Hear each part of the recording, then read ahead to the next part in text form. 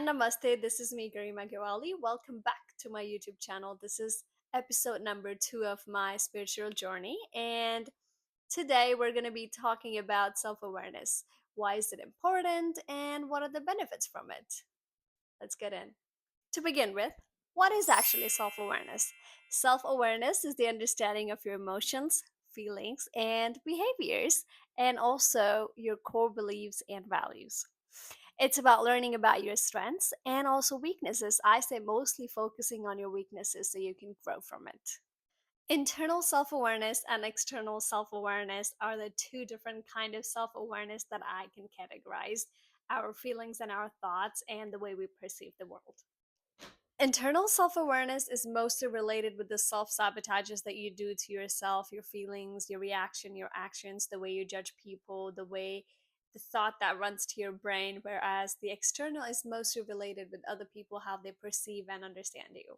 Coming to the second point, why is it actually important? What are actually the benefits being self aware? First, it connects us with our feeling and basically sets light on the dark places.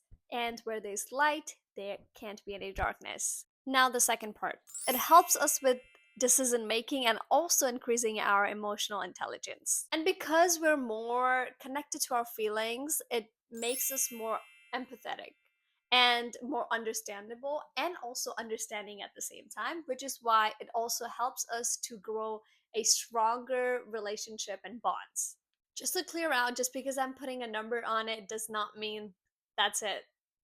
That's the only limited important of being self-awareness. I can assure you there's so many benefits from it, but these are just the ones that I'm pulling out that makes more sense and that's more important for me.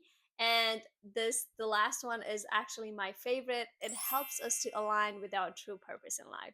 And now that we have covered what is self-awareness, why is it important, and what are the benefits from it, now we're gonna go for the practical steps to actually cultivate self-awareness. One of the practices are constantly checking in with yourself. Basically, you're asking yourself throughout the day, what are you feeling? If you feel sad, then you ask yourself, why are you feeling sad? And then you jot down and then find out the reason for it instead of just being like, oh, it's a sad day. It's just like not my day. It's like a bad luck, because sometimes what happens, those feelings are buried deep down and then it just gets intact and you never open them, and then slowly it builds up. So when you constantly check in with yourself, what happens is that you stop building that feeling out. And then a lot of time, all these kind of practices that I say, and I'm pretty sure you've heard from different other people, sounds very convenient and easy and too good to be true, which is why people actually don't do it. But as someone who did it and experienced this wonderful journey, I suggest you to do it as well. It's so easy. What you have to do is constantly keep asking yourself, how are you feeling and why are you feeling this way? So, like, it's easy. You just have to start it. It might look a little weird when you do it at the first, but trust me, it gets better. Second one is reflect regularly. Give an example.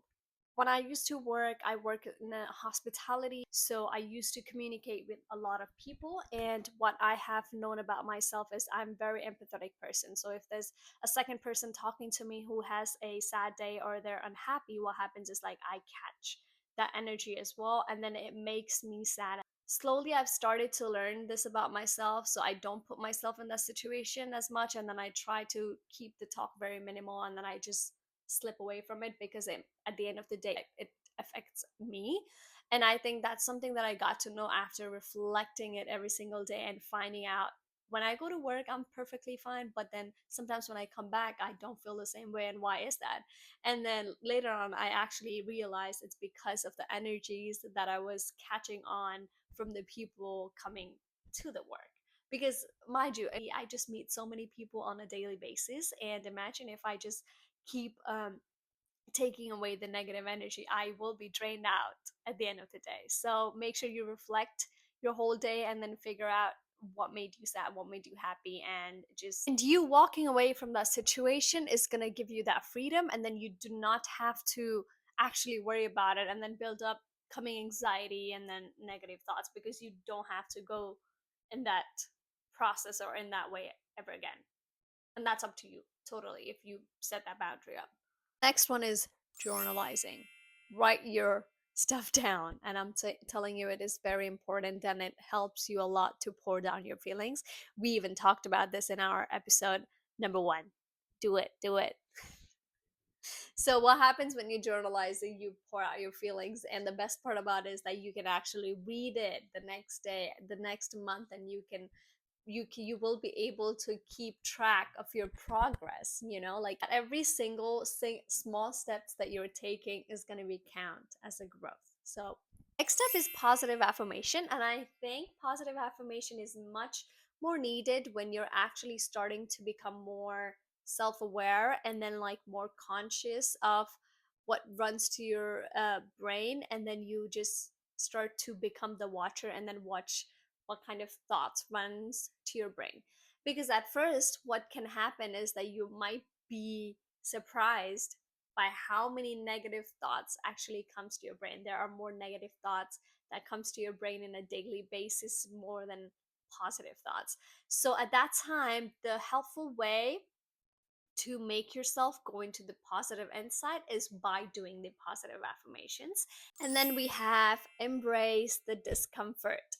As I said, when you on your first initial stage, when you start to watch the thoughts that runs to your brain, it's going to give you a lot of discomfort, because then that will be the first time, if you've never been on this journey, then it will be your first time watching your brain and trying to pick up on the things, and you will be surprised by how your brain processes things, the way you judge other people. It's very surprising, and it will be very uncomfortable, because that will be the first time you will actually be facing yourself. A lot of time what we do is that we tend to focus on someone else criticizing other person, because it's very uncomfortable when we point ourselves in the mirror and say, I have problem, I need to fix my problem. So when you will start to become self-aware and then you will get into it more, you will be very uncomfortable by your own thoughts, and then telling yourself positive affirmations like, I'm good, I'm beautiful. It's weird, I know, but it works. Because in this journey we're talking about how this is my spiritual journey and how I started it. Of course, I'm going to have to tell you about my practices that I did in order to be more self-aware. These are a couple of the things that I started doing in order to get into it. The first one is I actually started to recognize my self sabotages that I did to myself. What I did was I went to my Google Docs and then I started writing self sabotages that I do to myself. And when I tell you, there were at least 15 to 20 points that I wrote about myself. And the second one, I wrote about the changes that I need to make in myself in order to work towards that self sabotages. So I don't do that to myself, because I am the person that I love myself the most at the end of the day, and I'm working on myself. And then journalizing. I started keeping a journal. I also have like a dream journal that I do. I have like a whole spiritual journey that I started from the first day, writing in my Google Docs.